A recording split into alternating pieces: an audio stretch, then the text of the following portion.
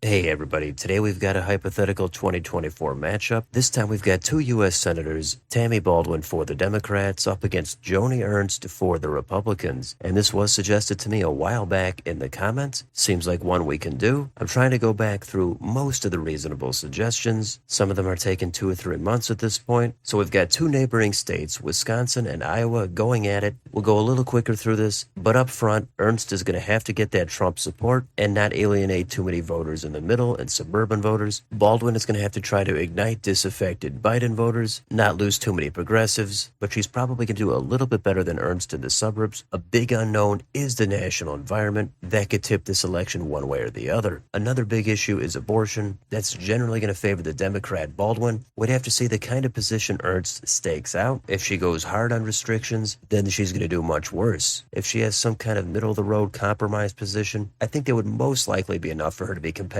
where she needs to be. So let's go through these states. We'll talk a little bit more about it at the end. Alaska, that's going to be still 10 points safe for Ernst. Hawaii, safe for Baldwin. The West Coast, Washington, Oregon, California, safe for Baldwin. Nevada, this is the purple state, easily could go either way. It's almost a coin flip. It depends how these two run their campaigns. Eventually I had to settle on something and I went with a tilt for Ernst. Idaho, Utah, safe for Ernst. Arizona, of course it's trending away from the Republicans. And again, it depends on what kind of campaign Ernst is going to craft. If she runs a Glenn Youngkin style campaign where she gets Trump voters and does decent in the suburbs and with independents, then I think she would flip the state and win it by a few points. But the trends could keep this in Baldwin's hands. I tried to split the difference. I settled on a tilt for Ernst. Montana, Wyoming, safe for Ernst. Colorado, still going to be over 10, safe for Baldwin. New Mexico, likely for Baldwin. North and South Dakota, safe for Ernst. Nebraska at large, safe for Ernst. The 2nd District, it borders Iowa, and I think it would be competitive, but I think it's going to be just a little bit too much for Ernst. Baldwin, she's going to pick it up by a tilt margin. Kansas and Oklahoma, over 10, safe for Ernst. Texas, that's still going to be over 5, and safe for Ernst. Let's do Minnesota. This does border both of their home states. I think it could be around a 5 to 6 point margin. I'm going to say likely for Baldwin. Now we've got Iowa, the home state of Joni Ernst. It's already borderline safe anyway. This is going to put it into double digits safe for Ernst. Missouri, Arkansas, Louisiana, red states safe for Ernst. Let's do Wisconsin, Tammy Baldwin's home state. It's very competitive in a neutral environment. With Baldwin on the ticket, she's going to win it. I also don't think Ernst would be a complete dud in Wisconsin, but Baldwin is going to get a bounce by a few points. Could hit 5. I'm going to say it's going to be about 4.5, so it's going to be leans for Baldwin. Illinois, safe for Baldwin. Michigan, I think it would probably be close to the margin in Wisconsin, maybe around 4 points. If it was a red wave and Ernst had a really good night, she could flip it, but in this matchup, I'm going to say it's leans for Baldwin. Indiana, safe for Ernst. Kentucky, Tennessee, Mississippi, Alabama, safe for Ernst.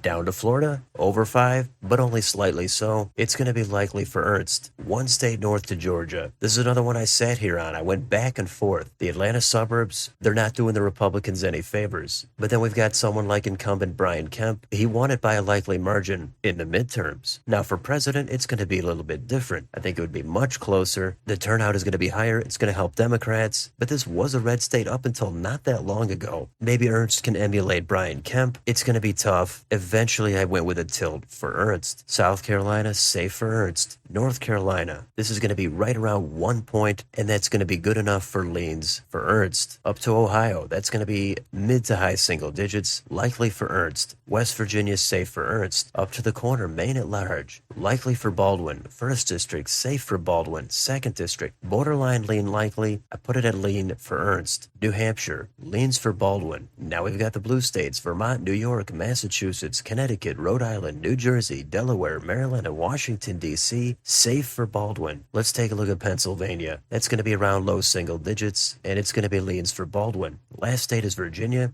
Northern Virginia, they're not going to come out for Ernst. Baldwin is going to carry the state by a likely margin. So the final total is Tammy Baldwin, 270. Joni Ernst, 268. Baldwin edges it out. That to me seems like the slightly more likely outcome, but Baldwin is very close to picking up another couple of states. Nevada, Arizona, and Georgia, those are the strongest possibilities. I don't know where Ernst can go up from here. Maybe she can pick up Nebraska 2nd, and then we'd have a 269 tie. I think that's her best bet. I can't see her flipping Wisconsin Wisconsin, Pennsylvania, New Hampshire. Again, unless it was a nice red wave, or if Tammy Baldwin makes a lot of mistakes, has some scandals come out, and I would imagine Baldwin is going to run on abortion. It's not going to be a bad move for her, but if it's a dismal economic sentiment for an extended period of time, that's going to be something that helps Ernst. And obviously there's all the other issues out there: education, immigration, crime, the climate, etc.